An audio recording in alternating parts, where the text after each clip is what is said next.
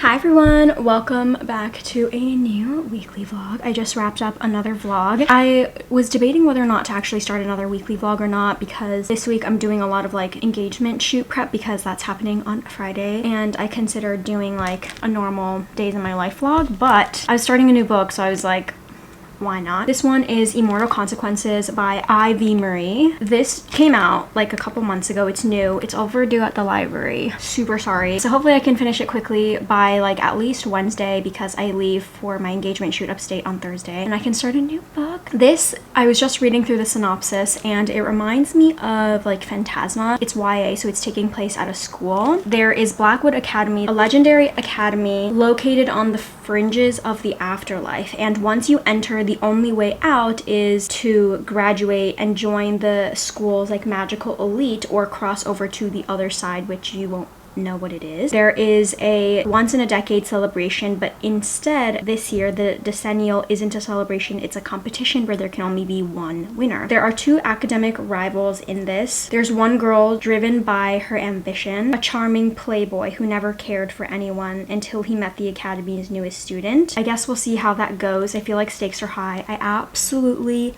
love the sprayed edges. It is so gorgeous. I first saw this on Book of the Month. There was another book that I wanted. I wasn't sure if I wanted to also buy a book that might be a series as like a Book of the Month edition, so I have this. I think I'll keep it fantasy themed. It is so hot today. I don't know why. I thought summer was ending, but it is really hot. I have other fantasy books on my shelf right now. It's Fearless, which is the last book in the Powerless trilogy, and also Queen of Teeth by Hailey Piper that I saw Riley Marie said was just so ridiculous. Someone's school notes are in here. They look like it's school cheat sheet. But also this is due at the library soon, James by Percival Everett. I'll have to see what I will need to prioritize and take up with me upstate for my engagement shoot. DC police that they weren't seeing it.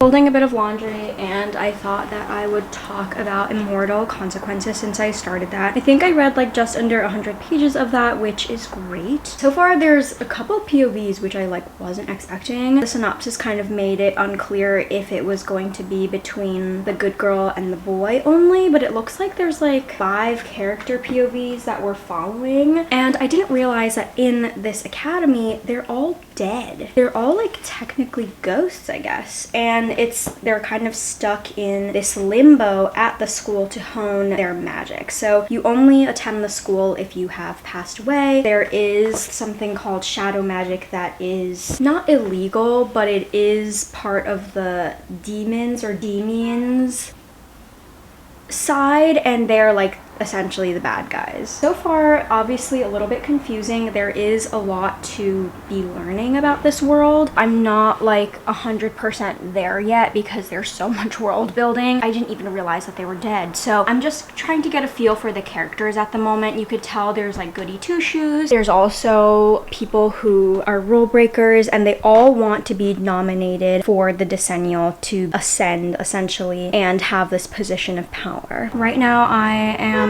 getting ready to go out. Oh, I should close the window. I will be getting my nails done today. I am getting them done for the photo shoot obviously this Friday, and unfortunately a new nail did break, so I now have 4 nails, so hopefully there's time. Usually my nail girl is really quick. Right now they look like this. Oh my god, I need to take off my own nail polish. I had a hard time sleeping last night, and I honestly, instead of doom scrolling for like 2 hours, which probably was keeping me up longer than it should have just listened to some calming music and taken off my nail polish or something, even though I'm sure the fumes probably would fucking put me to sleep. Oh my god. But I'll say Arrivederci.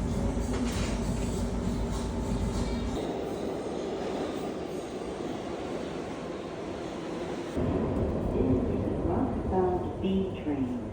The next stop is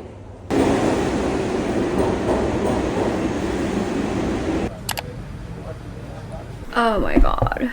I came home and had to just brain rot for a little bit. It was so humid today. I did heatless curls. Where? Girl, where? I woke up and ran out because I got my lashes done. Oh my gosh, with my nails done and my lashes done, I really am feeling like a new woman. I haven't had my nails done in so long. I was saving money and also letting my nails like grow back and become healthy. This is the nail design that we went with the time that we had because she had to do 4 extensions. But it's simple and I really like it. Today, after getting my nails done, I also went to shoe shop because none of the shoes that I had looked good for the photo shoot. They're actually like not even remotely the color that I was looking for, but I brought my dress with me to the store and so many of the sales associates were like, that's a gorgeous dress, those shoes are perfect, and I think they're gonna be great for fall. I went with the Dolce Vita. I actually have only shopped their stuff in store. These are the Elena in Ox Blood. They sort of give Minnie Mouse a little bit, but it's like a sling back. I think these would be really cute for fall with like jeans, and then they would just dress them up. They're comfortable. Oh my gosh, I'm actually getting really excited for the shoot. And I also think that these will look good with the clothes that I picked out for Coda. Oh, they're so cute. I already know I'm gonna wear them to like my friend's birthday later in October. Yay! Okay, I'm really glad with this decision. Also, on the train, I was able to read a lot of this today. So far, pretty good, but I don't know if this is like a debut or what. Oh, it is a debut. I can tell. It's also the first in a series, and I feel like there's not a lot of world building with it being a fantasy. There's different types of magic that these students can do in the world, and it's not very clear what those are. There was like one mention of it and then never again, and there's no chart, which I find quite disappointing because all the fantasy books that I've read where there are different types of magic, Poppy War, even Fourth Wing, I'm pretty sure 5th season had one, they all have like a thing to tell you what types of different magics are powerless, right? And this doesn't, and that makes me feel like the magic is not very important at all, like the magic that the students can do. There's also so many characters. I do really like Emilio, and August is questionable, but I really like him and Ren. There's also like these like love interest things that are happening where everyone's like, oh my gosh, it's so obvious, just make out already. And I mean, that's cute, but I feel like it's falling really short for me in terms of world building. Now, I am at a really interesting point where the decennial second task has happened. Like I said, it's now a competition against these 12 students, elite students that have been chosen by the housemasters, the headmaster, where one person will be like the leader of this task force that they want because the Demian order is becoming really stronger than the school initially thought. They're all like low-key working together. I think there's like 4 tasks. They're kind of giving like Harry Potter Triwizard Tournament tasks, especially the first one being in a maze, and they'll have to like use their powers obviously to complete a certain task. But now that's kind of getting derailed because of the Demian order and this shadow magic that's happening. And so that's like cool and interesting, but I just am not really understanding what each person's magic can do, except for like spatial magic where you can like basically apparate, disapparate. That's all I got for you. That's a little bit disappointing, but the storyline is still relatively interesting. I just wanted to say that every time I'm getting my lashes done, they're done by like my auntie. They have a cat, this sweet little gray short hair cat. I always have the same dream of the cat coming into the room and jumping on top of me and like kind of disrupting the session, which is impossible because the door is always closed. But I'm pretty sure that today, like, I actually was moving around like petting the cat, and that was translating like when I was asleep, because I feel like my legs were raising up and getting surprised, and then I was like holding the cat. For the first time, I told my auntie I always have this dream, so hopefully that explains anything to her, because I'm pretty sure I was doing something really weird.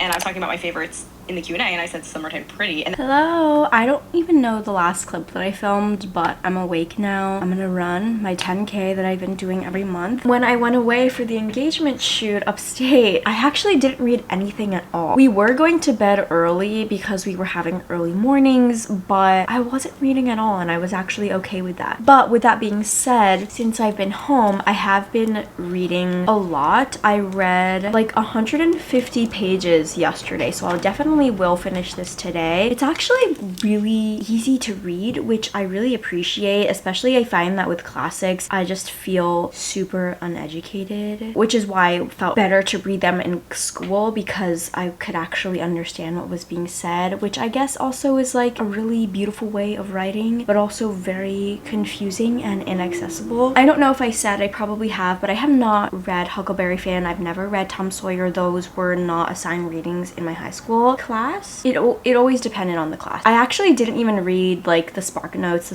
synopsis of Huckleberry Finn either. There is like a time in the book where Huck and Jim get separated, and Jim is like doing his own thing, trying to survive as a black man, a runaway slave also. Now Huck is back. Like, I don't really know if they're gonna tell us what's going on with Huck, but Huck sees Jim as his friend, and he is starting to see when Jim lets like his guard down and speaks normally, so not as a slave. He's confused because Jim will like talk in his sleep, or there's like another man, especially with other black men, so other slaves, he is speaking normally, and sometimes Huck will see that, but he's a child, so they like low-key kind of brush it off. I'm not really sure where this book is like supposed to go, but it does like show how intelligent Jim is and that he really does have his own agency to a certain extent. So it's like really kind of taking me out of the time period of this book. Normally I would run in a hat, but tomorrow I'm getting my hair cut and I get it cut and washed. I don't want it to be like so incredibly gross when I get it cut, so we're gonna make do with this. And I always end up running in this t-shirt, even though it doesn't really match with my skirt. Look at my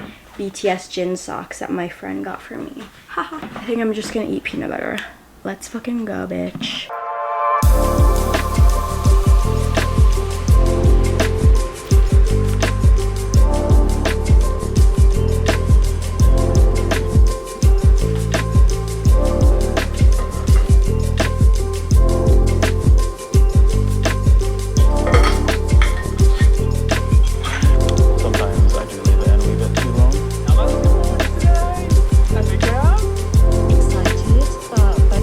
Finish getting ready because I'm leaving to get my hair cut. I was able to finish James. I took an edible to help me sleep and I got really tired, but thankfully I was able to finish this. I'm giving this book 3.5 stars. There's nothing like really bad with it. I can't really speak to it being like a reimagining or retelling because I've never read Huckleberry Finn, but part 3 I found to be really rushed, a bit disappointed, and really surprising. I immediately had to like look up whether or not that was the case. I don't know, it didn't really make sense to me. It also like didn't really make sense to me that like the code switching makes sense to me, but I'm just questioning how James learned how to speak this way and why it's better than the white people surrounding him, and why this is the case for all of them. Like, how is it that they all are able to speak this way, and in what capacity they're able to gather to do the teaching. So I feel like it could have been a 4-star, but part 3 was quite disappointing. I am curious to see what my friend who's also reading this thinks about it because she read Huckleberry Finn right before. I need to return this to the library, and I'm gonna get my hair done and go grocery shopping.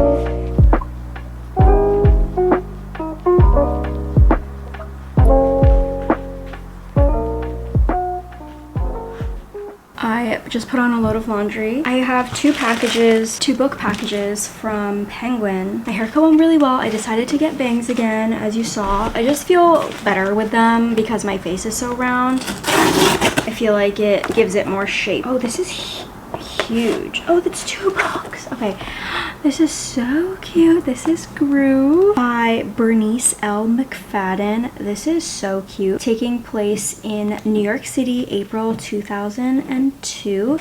And oh, Fever. Sorry, what? These are the same. This looks like a series, right? Okay, this is from Dutton. Groove and Fever, they're both on sale October 7th, so they should be out by the time this vlog is out. They're both getting published at the same time. This is a steamy romance series within this close friendship group in their mid-30s in New York City, exploring the dating scene and the summer heat. I really like these covers. They're so cute. They're so gorgeous. Thank you so much, Dutton.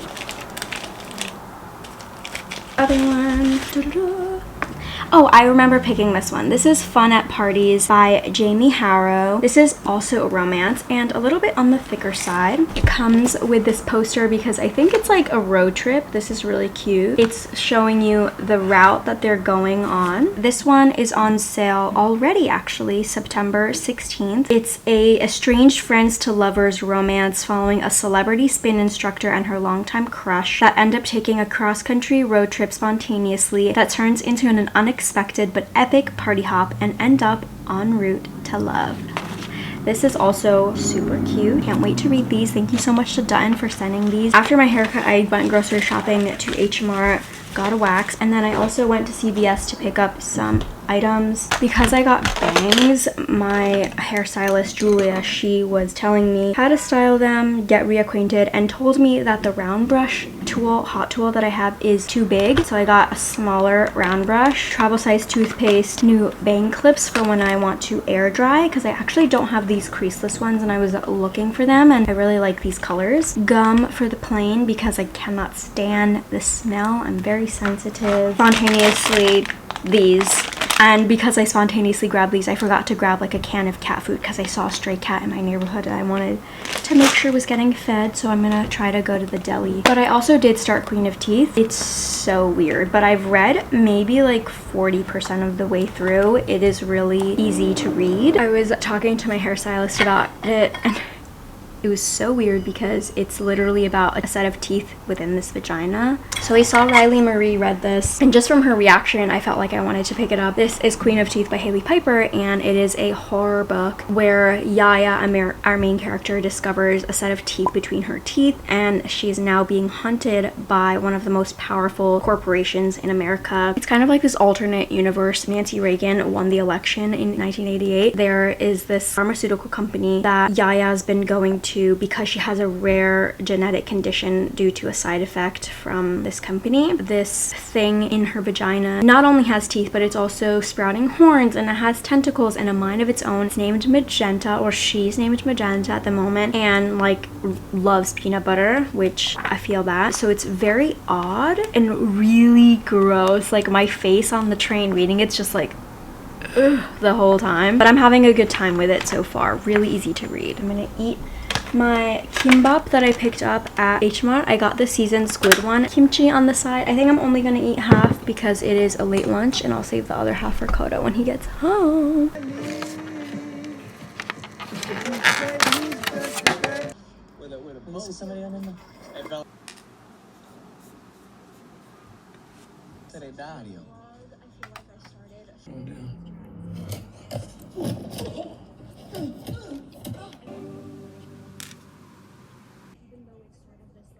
Amen.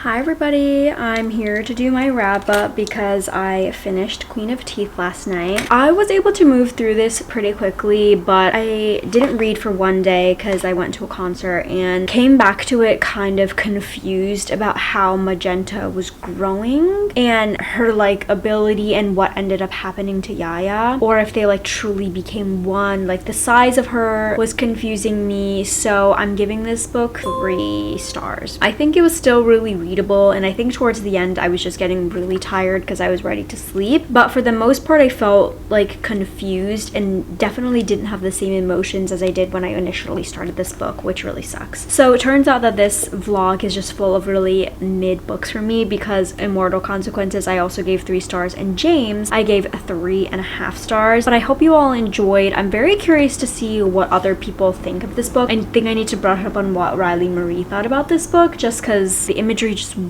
was no longer computing in my head. The initial one of her growing teeth and tentacles kind of did, but then like it said that there would be like a cleft getting bigger and bigger, and I just see it as like tearing Yaya apart. It was just confusing. But anyway, I hope you all enjoyed, and I will see you all in my next video. Bye.